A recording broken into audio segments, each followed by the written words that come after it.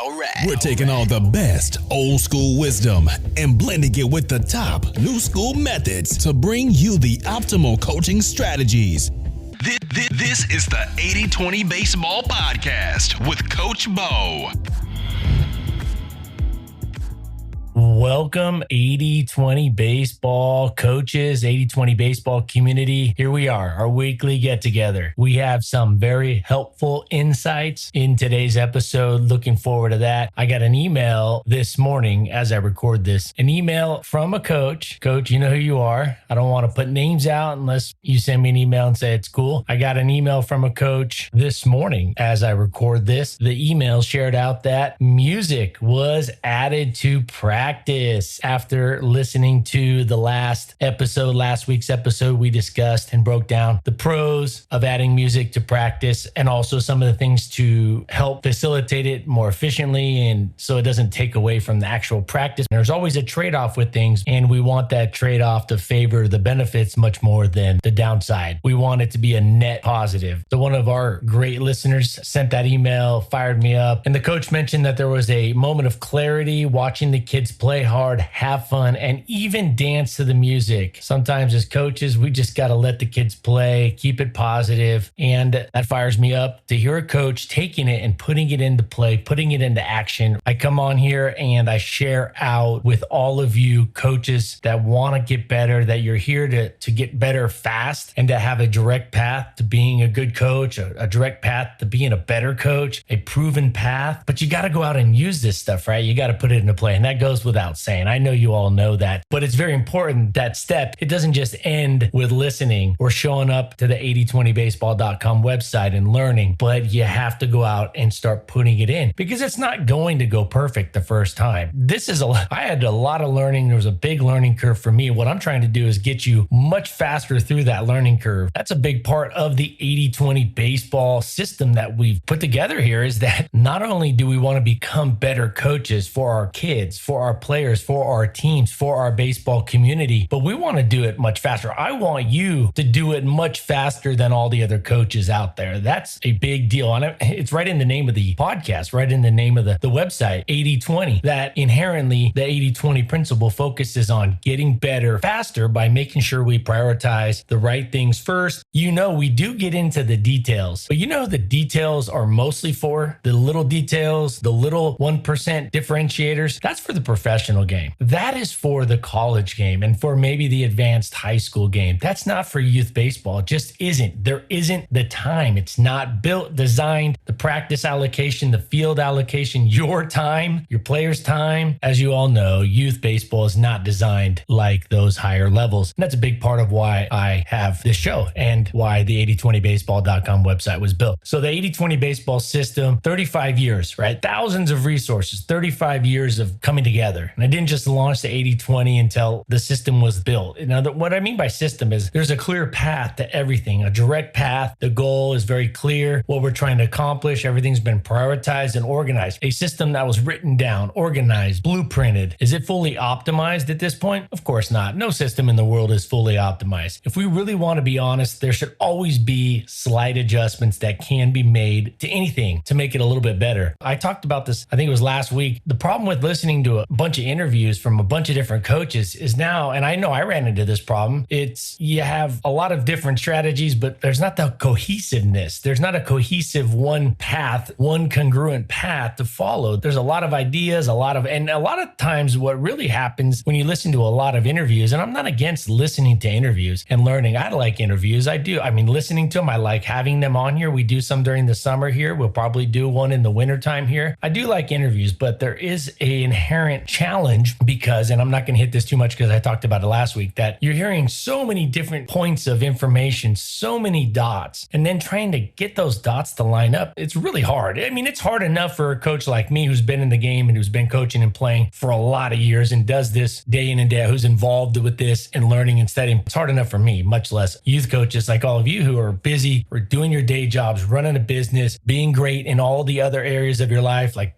being a good family member, father, mother, etc. So this wasn't just whipped together and thrown out there. I didn't come out there with this, with the website and with this podcast until this was all fully organized and laid out. Transitioning here now, Joey Gallo. Joey Gallo was traded from the Yankees to the Dodgers for like the Dodgers 15 prospect. So if it pans out for the Dodgers, it's a steal. When I hear Joey Gallo's name, he's a big left-handed batter, outfielder. And every time I hear Joey Gallo's name, I think of, and a lot of you know this because you're in that ballpark range of age where I'm at, my cousin Vinny. One of the most underrated, in my opinion, one of the most underrated movies of our generation. My cousin Vinny. Joe Pesci, his name was Vincent Vinny LaGuardia Gambino. I love that. But he went by, as a lot of you know where I'm going with this, he went by, or when the judge asked him, I should say, when the judge asked him what his name was, he was going to check on his law degree or his standing with the bar. And he said he practiced in New York, and he said his name was Jerry Gallo. And then when the judge calls him out, says, hey, I talked to a buddy, and he said, there's no Jerry Gallo. He said, no, it's Jerry Gallo with a C. So every time I hear Joey Gallo, I think of Jerry Gallo. And a lot of you know exactly what I'm talking about. Great movie. So Joey Gallo, and why I'm going to relate this to us as coaches, youth coaches, you can go see the full interview. It's not a long interview. It's like 2 minutes. Go Joey Gallo interview. It's from like a week or so ago. And it's a post-game interview he's doing on the field. And the lady's asking him. Joey Gallo says something that a lot of people I don't think realize what really makes the Dodgers tick to the point. Now you can say that it's the payroll, that they have a big payroll. And that's part of it. Of course, they can afford players. But Joey Gallo's interview, he said, this team is special. The chemistry, the clubhouse, the environment, how they go about their work, high quality players. He said that this team was special. Now he came from the Yankees, which are a good team, a really good team. In fact, they're the second best record in baseball at the time of that interview. And in Joey Gallo's first interview, at least post-game interview as a Dodger, he said something that is so important for us to understand, and what I think a lot of us miss because we think, oh, Dodgers have a big payroll and Mookie Betts got a big contract and Kershaw's got a big contract, and they pay a lot on their arbitration cases for players like Cody Bellinger, who's making a lot of money even after a really off year last year. But when he explained, or he described the team and why they're successful in his his brief analysis of the team, he just said it's a special team, the clubhouse. He just really was talking about that. He also was mentioning that they have a hitting staff. And this is something I wanted to hit on. When we're working with players, I think it's important. You have your coaching staff, or you're part of a coaching staff, or you're a parent of a player. I think it's important to get second opinions, just like in the medical, just like if you go to see a doctor in the medical field, you're going to get a second opinion. You might go get a second opinion on a home repair. We are, for the most part, big fans of getting second and third opinions. I think as a coach, as a coaching staff or a parent of a player, it's important to have multiple opinions. And the Dodgers do this. And Joey Gallo, it's hard for me not to say Jerry Gallo. Joey Gallo said that they have a hitting crew, a team of hitting coaches. And I thought that was interesting, instead of like, hey, the hitting coach. And for many years, and a lot of teams still run it this way, they have a hitting coach or one hitting coach. And in some cases, there are coaches that are specialists in certain areas, but that doesn't mean that other coaches can't add to it. That doesn't mean that other coaches can't give their input a little bit. Doesn't mean they have to. But I think this is important that we understand that as coaches and a coaching staff, to get input. If there's a kid that's struggling, sit down as a staff and say, okay, let's throw out the ideas. What do we think's causing it? Brainstorm. What might be the root issue or issues? What's the big needle mover? What's the 80-20 on this? What's the one thing, if we take care of that, will help the success grow the most? Have the group brainstorm. Have a group brainstorm when working with players. I think this isn't always doable, right? This isn't always something that's possible, but why not with a little group text message? If you're a coaching staff, you could have a little group message. I'm sure some of you already do. Maybe a lot of you already do this. If you have a coach, you've been coaching for years, or you're coaching a team, you have a coaching staff. The coaching staff has a group message. That'd be a group text message. That's a great place to discuss things like this around our busy schedules, instead of, say, taking and carving out 30 minutes or an hour after a practice or after a game to meet as coaches. That's not always doable in our busy lives. But what about an ongoing dialogue on text message? And some of you are already doing that. You could do email. Text message just seems to be a little bit better for most people in this particular area. But nevertheless, it's interesting that Joey Gallo described that they have a team, a hitting team. So it's not just one coach giving their opinion. Now, at the end of the day, one coach's opinion may be the difference maker. It may be the thing that player grabs onto. It may be the thing that leads the message to the the player, but they're coming from an area of working as a staff. And this is something that's a big deal because it hasn't always been done in baseball this way. It hasn't always been done in coaching. The input from both sides, from multiple sources, is a good idea. Now, how do you do this in an efficient way as a youth coach? I just described one I recommend. But if you're going to make a change on a player, you have a player struggling, have a brainstorm session, come up with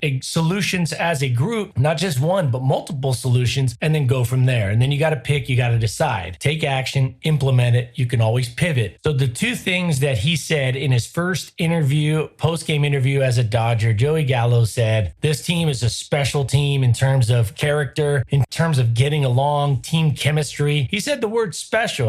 That's not a paraphrase. He said this is a special group of players in the clubhouse. We've been talking about that. And if it works for professional baseball, trust me, it works for youth baseball because youth baseball players are out there to have fun. They're not getting paid. They're not out there trying to earn a living to put food on their table for their family. Professional baseball, you could say, well, players go out there, or even in college baseball, I'm going out there, I'm going to work hard to get drafted. I'm going to work hard because I got a scholarship. I'm going to work hard because I'm going to get paid and I can support my family. Youth players don't have that. They want to go out, they want to have a good time, fun, and they're much more likely to have their teammates move them in one direction or another, positive or negative. So those two things really stood out. I was listening to an interview, and I don't know why I don't really listen to a lot of the post-game interviews for teams, but I just wanted to really hear what Joey Gallo said about his new team because I thought he would have an insight, a fresh insight, something that stood out different about the Dodgers and what makes them a great team. Now, I try to use professional baseball as an example that we can all see on YouTube, on MLB.com, that we can all see on the internet, that we can all check and see for ourselves. If I said, hey, I got this player, Chucky Gallo, that I know, got this player, Chucky Gallo, over here in Boise that plays for the local team, and he said this, it's hard to relate to that. So I picked the major league examples because then we can all go look at them. You can go look at this Joey Gallo interview and listen to it. It's very insightful as to what continues or what makes a good team tick. It's huge. It's huge. It's why I said in my team culture episode and episodes is don't fall for the talent tease. You have to first pick players based off of their character, coachability, what kind of teammate they are. That should be, I shouldn't say first off of that. What I should say is that should be the qualifier. That's a qualifier. The talent, the level of talent doesn't qualify a player. They have to go through a filter, and the filter is how they're going to blend with the team. The Dodgers didn't make any big moves at the break, it's not the All-Star break, but the trade deadline. They didn't make a lot of moves, and a lot of people were like, oh, they're in on Soto, they're this, that, and like, they didn't make a lot of moves. And I heard a little rumor, I don't know where it was, on MLB.com or Fangraphs somewhere, maybe it was on Twitter from somebody that's inside, kind of an inside person, said they were really hesitant to mess with their team chemistry. They were really hesitant to mess with it because they really thought they had a good thing going. And sure enough, Joey Gallo comes out and says that. So we can learn from this. There's a couple big points. I think the one that is a little bit newer, a newer point, a coaching point, is that have a group discussion, have multiple opinions about a player's improvement path or improvement or solution towards improvement as a hitter, as a pitcher, as an infielder, as a base runner, their struggles. Have a group dialogue about that as a coaching staff. Or if you're a parent, talk to other parents or somebody who might be more educated and a coach from another team or somebody in the area or somebody who gives lessons in the area. Get that other opinion, that second or third opinion, and then form a path from there. So that interview came after Joey Gallo hit a home run. Essentially, it was a game-winning home run. It was a 3-run home run, pinch hit late. Now, speaking of hitting, it sure seems like there are more hitters trying to go the other way a little bit, trying to use all parts of the field. Now, here's the thing. Our hitting philosophy, the 80-20 baseball hitting philosophy, it inherently counters defensive shifts because we don't subscribe to the pull heavy or oppo heavy way of hitting. We don't subscribe to going up there with the hitting plan of I got to pull the ball or I got to go oppo. The hitter's wishes, and this is why, the hitter's wishes, the hitter's desire, the coach's wishes, what the coach wants, what the player wants, what the hitting coach wants, can't override physics and geometry. Let me say that again. The hitter wanting to go up there and pull the ball or wanting to go up there and hit the ball the other way. The coach that says we want to pull the ball in the air or we want to hit the ball the other way. We want to hit the ball the other way. I'm not saying they shouldn't pull and hit. Of course, that's going to happen. Pull and go in oppo. It's going to happen, right? What I'm saying is those things, those wishes, those coaching philosophies, those hitting philosophies can't override physics and geometry. If a pitch is in a certain location with certain spin to certain hitters or all hitters, it's probably going to end up needing to be hit in certain areas of the field. The pitch, the spin, the speed, that's going to dictate more or should dictate more to where that ball should be hit. We don't get into hitting the ball. You wonder why we haven't got into the pull or hitting oppo. We've discussed it a little bit. That's not part of the 80-20 baseball hitting approach, hitting plan, hitting philosophy. It's because it doesn't work over time consistently, or at least it's not the optimal way of going up there. Hitters should be looking for a good pitch to hit with less than 2 strikes, not just a strike, but a good pitch to hit with less than 2 strikes. They should look to hit the ball, a line drive, hard. They should look to hit a hard line drive. And if that pitch is outside and it's a fastball outside, why would you try to pull that ball? Why would you try to do something that just doesn't, or should I say goes against physics and geometry? Just drive the ball to right field if you're a right-hander. Just drive it hard. Drive it hard down the right field line, opposite field. If it's inside, maybe you got to turn and burn on it. But I truly think that hitters with the right philosophy, the right plan up there are going to hit the balls where they probably should based off of physics and geometry and timing. Not to mention, are we telling hitters to go up there, have a good stance, have their hands in the right position, get a good pitch to hit, don't swing at this pitch, know the strike zone, be on time. Oh, and by the way, hit the ball where you're trying to hit it over here, hit it to this spot. Come on. Hitters have hundredths of a second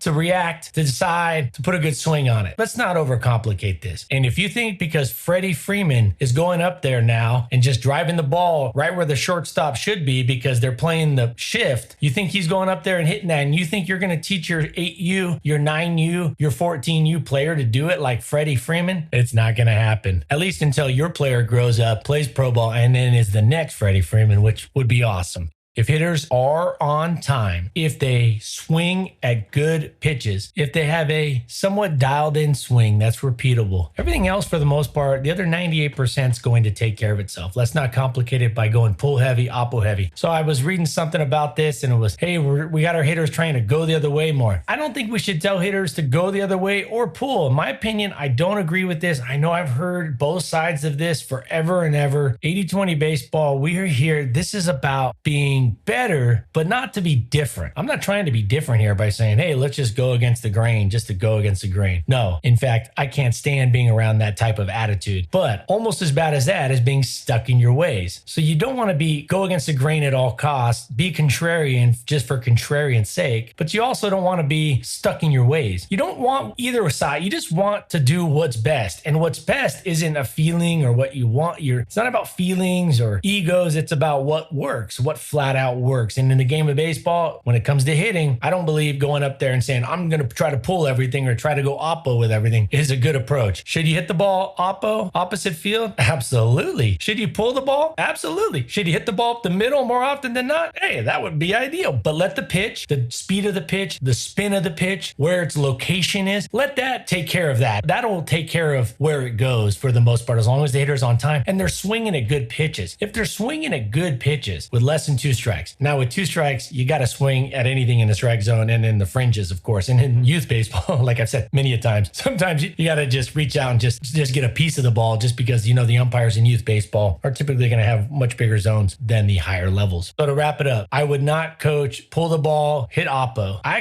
wouldn't even bring up pulling the ball or hitting it oppo. I wouldn't bring up where they're trying to hit the ball at all. I just wouldn't. I would take care of what comes before that. Swinging at good pitches, having a repeatable balanced stance, starting 50-50 with their weight distribution, being on time, and swinging at the right pitches. Let everything else take care of itself. Okay, awesome. Hey, I want to go back to the thing we talked about, the music at practice from last week, and then the email that I got. A quick thought on that. If it makes it a lot easier, just so last week I talked about players submitting songs. If you want, just pick out a preset playlist, radio version, clean version, a preset playlist, or have multiple playlists. If you want to test this out right away, just use a preset playlist or do a quick download of just songs that are upbeat. Boom, boom, boom. Just go to a playlist set that's upbeat, clean, boom, pick it, throw it together, a couple hours of music, and then let it rip. In next week's episode, I'm going to share with you a pitching tip to increase accuracy for all your pitchers at scale. So I'll share out a tip to increase accuracy. I'll break it down exactly how I recommend you implement it. Not exactly, I should say, but the parameters, because each field, each situation, each team, each environment in which you're working with will be a little different. The equipment, things like that will vary from coach to coach, team to team, player to player. But I'm going to share with you a pitching tip to increase accuracy at scale next week. Head over to 8020 Base 8020baseball.com. Make the youth baseball environment more fun, the game more fun by running high quality drills that kids like, that move fast for the most part, and get results come game time. Get the drill design guide over at 8020baseball.com. It lays it out. It's a PDF. You get it instantaneously. I put a lot of time into it. After reading that, you will have confidence. You will know what is needed, what ingredients are needed, what parts, what steps are needed to create awesome drills. So it really breaks down what makes optimal or ideal or perfect drills. The good news is, once you have this paradigm of understanding drill design, the way it's laid out in that drill design guide over at 8020baseball.com right there on the homepage, you're going to know how to design great drills anytime, anywhere, any sport, for any type of team, any type of group, etc. So head over and get that. It's completely free. I put a lot of time into that. And until next week, to be the best coach you can be, take care of your foundations. Take care of your foundation, your personal foundation. It's not easy, but be healthy, get your sleep. Something that really helped me as a coach, and something that I think really obvious to the players I mentored and coached up and the coaches I worked with, was my energy level. But my energy level wasn't genetic. It was something I wasn't born with. In fact, I got type 1 diabetes, which some of you know, some of you maybe have it, or you know people who have it. It's definitely something that decreases your energy as a whole. And it's definitely a net loss of energy, but I do take care of it, and I take care of my health. I really prioritize my health as best I can. I'm not perfect. I live by the 80-20 diet. 80-20 baseball, I literally have an 80-20 diet. 80% really great, 20% give me the fries, give me the cupcake, give me the ice cream, donut. But if you take care of yourself, your health, your foundation, then you can, of course, be a much better coach out there on the field, and much better helping your family and your close friends. Take this out there, take this information, go out there and use it. I'm so fired up. I get an email from a coach literally using what we talked about last week, having success about that. I'm going to reach out to that coach. I'm going to try to find out a little bit more and see if I can share out some more of the backstory on that, the success using the music, how it was implemented. Man, that fires me up. So until next week,